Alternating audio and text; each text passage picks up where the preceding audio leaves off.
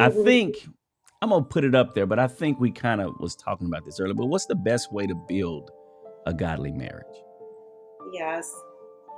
Um, well, I always say, I there are three really big ingredients necessary to have a godly marriage, and the first is humility, having the willingness to look at yourself Mm-hmm. and self-reflect, and have humility to see that you are not perfect, and that no matter what your spouse is doing, you're contributing to the problem as well.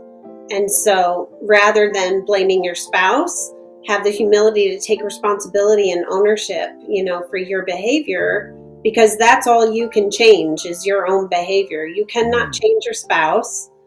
And so we have to have that humility, rather than pointing fingers. And then second is forgiveness. Forgiveness is so important in a marriage. And there are so many things just on a day-to-day basis that we could hold a grudge about and be really resentful about. And what happens is those things, just build and build and build Mm-hmm. and build until you have this mountain of unforgiveness in your heart, and this, resentment and bitterness towards your spouse. And so God told us, don't let the sun go down on your anger, Yeah. and that we need to forgive others because God has forgiven us. Mm-hmm. But so many times we don't apply that, in our marriage, because it's hard to forgive. It can be hard. And then, How many times do I have to forgive her? yeah, yeah, 70 times Seven, 7. 70, no, Jesus. Yes, that's a lot. 490 times. Mm-hmm. Yep. Yeah, Indefinitely. You forgive her yes, as often as definitely. I forgive you. Oh, Yep, wow.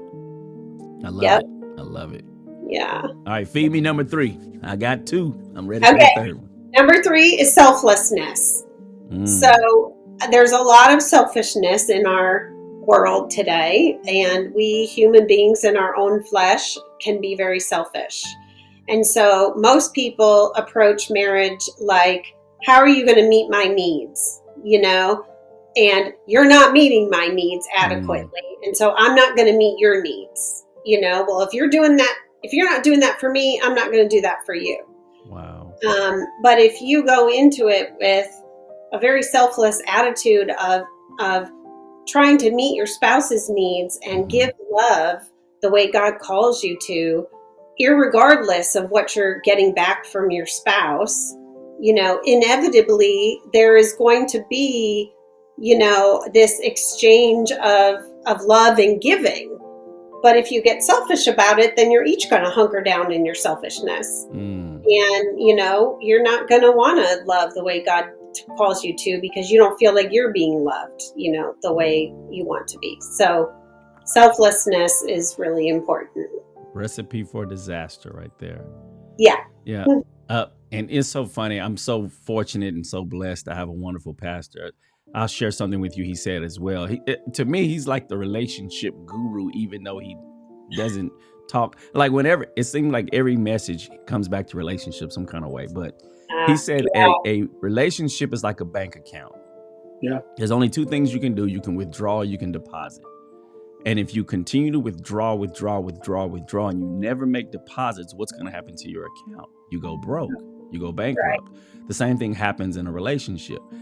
If she's a giver and you're a taker, all she does is give, and you take, and you never put nothing back, she's going to go broke, or vice versa. If that's what I am as a husband, I'm always pouring in, but my wife is just taking. Eventually I'm going to run out of funds. I'm going to be insufficient. And but if we're both looking to pour into this and pour Right. into this and pour into this, down the road we look up and we have a rich marriage. Our marriage is overflowing. We have an abundance because all we've done is look to pour into each other. And I'm very, very fortunate to have a wife who's very selfless, and very, very, very forgiving. And well, let me see, is she humble? Let me see if she's gonna watch this. I'm gonna say she's humble too. So yeah, I hit the jackpot. Oh my Yay! goodness. I'm gonna Good go on job. and marry her again. I'm gonna go on. As soon as I get Right. off this call with y'all, I'm gonna call her and say, baby, let me marry you one more Oh. time. So my mother-in-law, and this is weird, my mother-in-law had a stroke about, let me see, my oldest son is 13. So about 12 years ago. And it totally changed our lives. Like 2 to 3 nights a week, my wife doesn't spend the night at our home. She sleeps at my mother-in-law's house. So they rotate who gives her care in the evening. So like tonight, she's at my mother-in-law's. That's why I picked tonight, so I wouldn't interrupt her TV time or nothing like that doing the interview.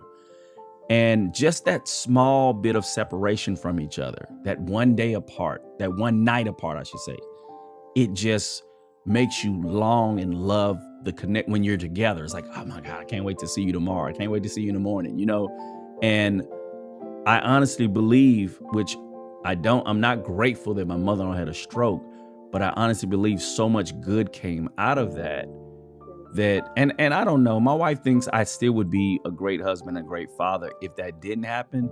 But I think it forced me to step my game up in a different way. Like my boys and me are closer probably because 2 to 3 nights a week, I have to do everything for them versus mom doing all the mom duties that dads sometimes kind of step back and let her do, and so I'm grateful for that. And so, I just thinking about what you said, humility, forgiveness, and selflessness. Those are 3 things that I strive to be as well. Selflessness is the one I got to work the hardest. Yep, on. that's a tough one. Yeah. Yeah. Yeah. She ate my chocolate cake. I'm going to get her back. Nah, I actually bought it for her, but I gave her the blues for eating it without coming to ask for it first. What if that was for me, sweetie? Years ago, it was so funny. I haven't let her live it down yet. I bought these caramel apples from a lady at my job, and they were supposed to be like the best caramel apples. And I bought my wife one, I bought me one. So my wife ate hers and she enjoyed it. So I came home the next day to eat mine and it was gone. She ate it. And I'm like, hey, where's my, she said, oh, you wanted that one? I was like, yeah. So now I've never experienced that candy apple because that lady that made them doesn't do it anymore.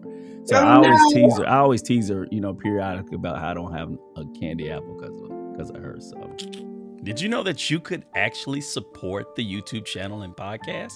That's right. If you have a desire to be a blessing to the show, there's many different ways you can do it. We have Venmo, PayPal, Cash App, and you can use the website to make a donation. Any donation will help, and every donation will be used to pour into the lives of others. So if you want to click on the description of this video, you can find all of the information you need to make a donation. God bless you, and thank you for your support.